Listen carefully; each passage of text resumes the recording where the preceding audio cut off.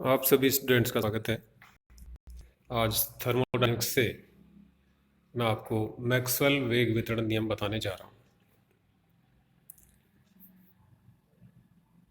तो मैक्सवेल वेग वितरण नियम का जो कथन है वो कुछ इस प्रकार है कि किसी निकाय में किसी निश्चित वेग परास में अणुओं की संख्या नियत रहती है। तो अगर कोई पात्र है जिसमें गैस भरी हुई है, वो चाहे एक परमाणु को हो, चाहे द्विपरमाणु को हो, यानी कि आणविक हो, तो अगर उस निकाय में अणुओं की अगर कोई एक निश्चित वेग परास ले लें कि इस वेग परास में हमको अणुओं की संख्या निकालनी है, तो वो सदैव निश्चित रहती है। तो निश्चित वेग परास में अणुओं की संख्या निश्चित रहती है। इसको हम दूसरे प्रकार से भी कह सकते हैं कि अगर निकाय का ताप बढ़ने से उस वेग परास में अणुओं की संख्या बढ़ती है, उस वेग परास में अणुओं की संख्या बढ़ती है, तो निश्चित है कि उस वेग परास के जो अधिकतम वेग वाले जो अणु थे, उनकी ऊर्जा बढ़ने से वो उस वेग परास से बाहर हो जाएंगे। तो कुछ अणु जिनकी ऊर्जा बढ़ेगी ताप बढ़ाने से, वो उस वेग परास में आ जाएंगे, और कुछ अणुओं की जो ऊर्जा है वो ताप बढ़ने से बढ़ेगी, तो अंतिम ताप परास के अंतिम स्टेज के जो अणु हैं उनकी ऊर्जा बढ़ने से वो उस परास से बाहर हो जाएंगे। तो कुल मिलाकर के उस वेग परास में अणुओं की संख्या निश्चित होती है। मैक्सवेल ने इस नियम को गणितीय रूप में प्रकट किया या गणितीय रूप में दिया, और इस नियम को गणितीय रूप में निगमित करने के लिए मैक्सवेल ने कुछ कल्पनाएं की थी। तो वो जो कल्पनाएं हैं वो इस प्रकार है कि मैक्सवेल ने माना कि गैस में जितने भी अणु हैं वो सभी अणु सभी संभव दिशाओं में सभी संभव वेग से गतिशील हो सकते हैं। यानी कि अणुओं का वेग माइनस इनफाइनाइट से प्लस इनफाइनाइट तक कुछ भी हो सकता है, और वो किसी भी दिशा में गतिशील हो सकते हैं, तीनों दिशाओं में गतिशील हो सकते हैं।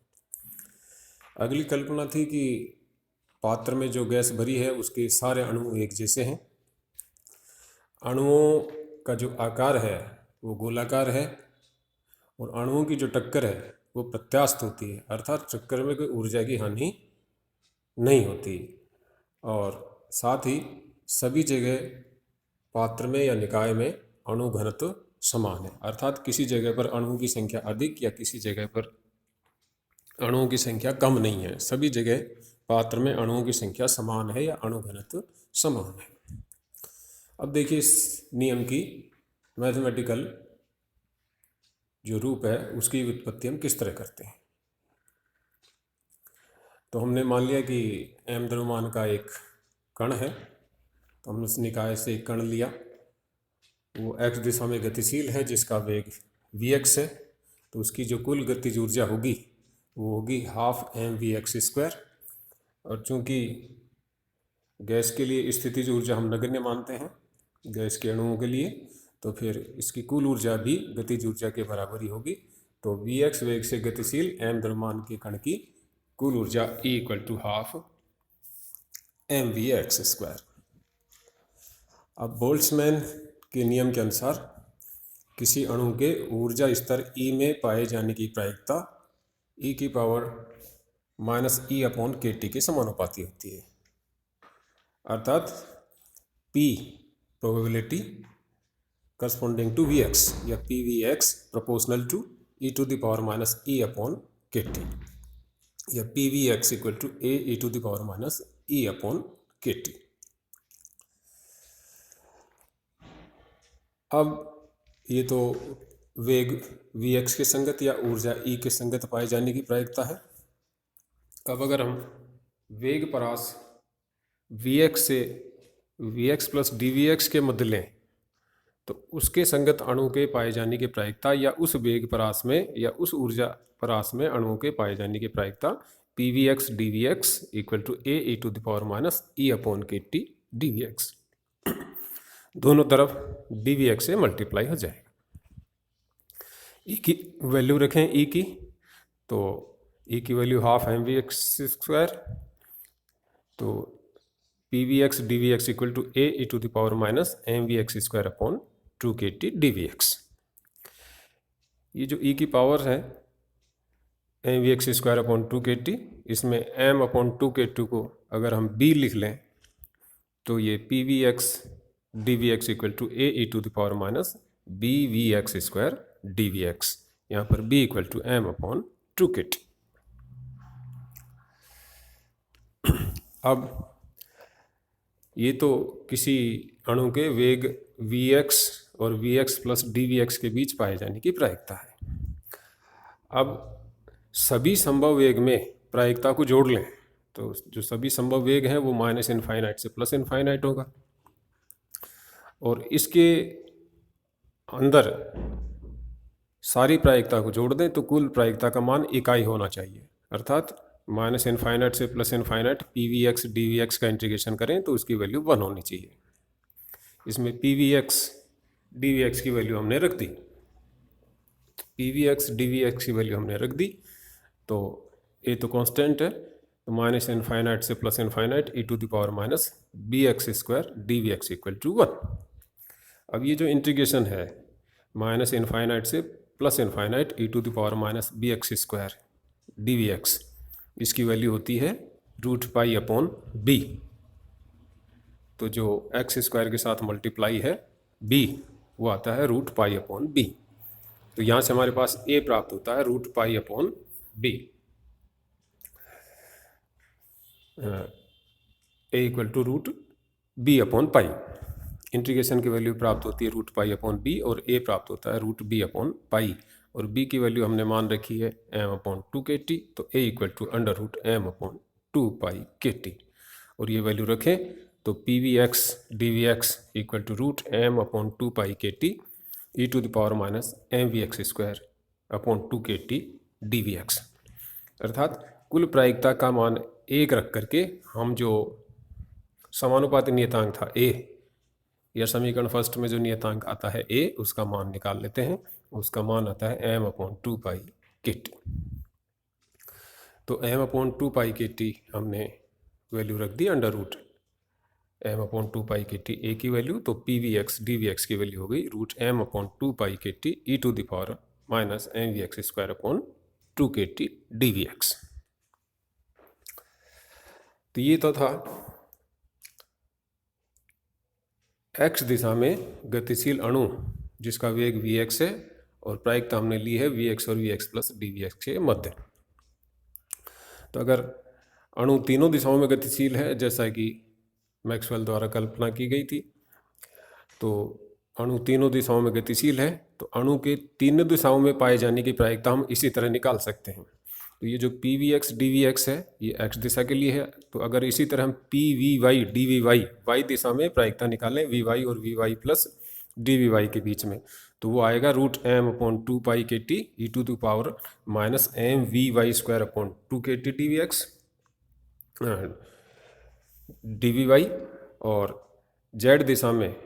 P V Z D V Z equal to root m upon 2π/kT E to the power minus M V Z square upon 2 kT D V Z. अर्थात x दिशा में प्रायिकता निकालने के बाद हम y दिशा में इसी तरह निकाल सकते हैं और z दिशा में भी इसी तरह निकाल सकते हैं। अब तीनों को कंबाइंड कर दें तो तीनों दिशाओं में अणु के Vx और Vx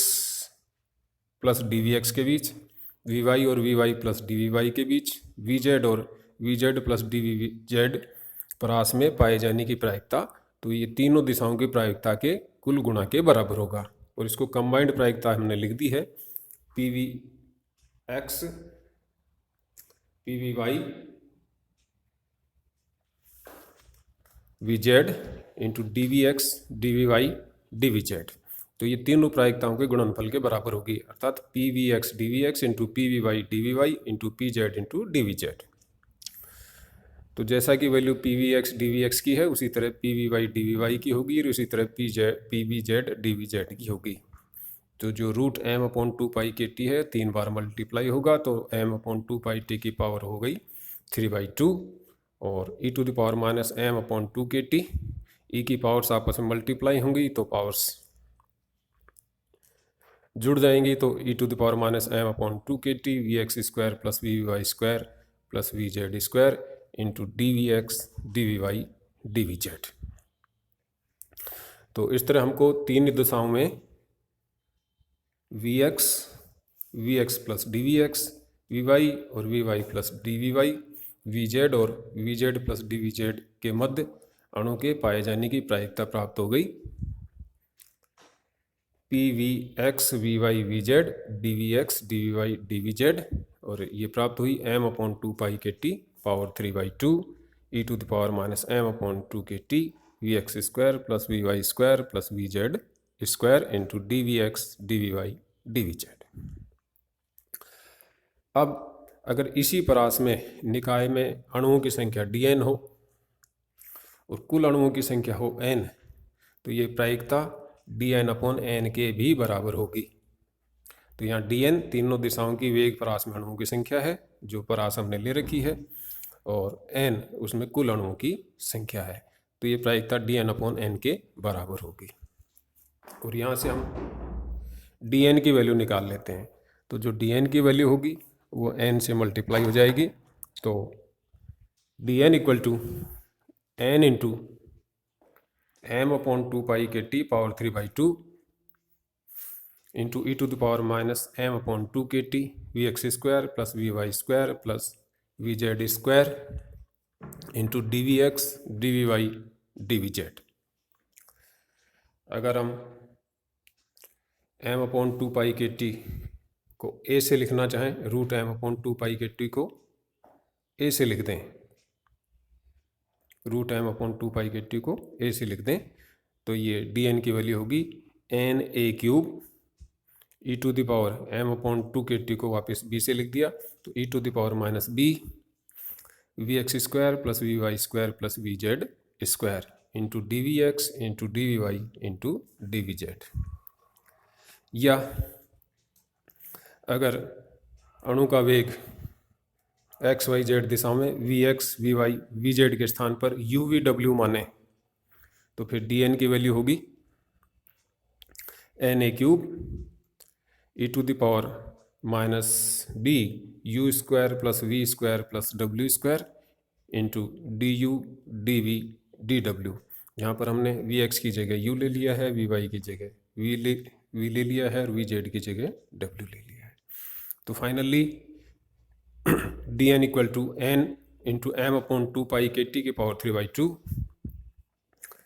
into e⁻m/2 K T V X square plus V Y square plus V Z square into D V X D V Y D V Z. या dn equal to na³ e⁻b V X square plus V Y square plus V Z square into D V X into D V Y into D V Z. या dn equal to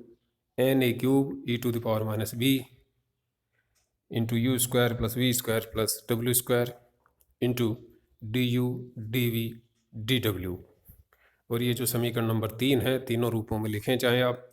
तो ये Maxwell के वेग वितरण नियम का गणितीय रूप है, और गणितीय रूप में यही मैक्सवेल का वेग वितरण नियम कहलाता है। इस वेग वितरण नियम की सहायता से हम किसी वेग परास में अणुओं की संख्या dn ज्ञात करते हैं। यहाँ dn वेग परास du dv dw या dvx dvy dvz में अणुओं की संख्या है, और मैक्सवेल का वेग वितरण नियम ये कहता है कि ये जो संख्या है ये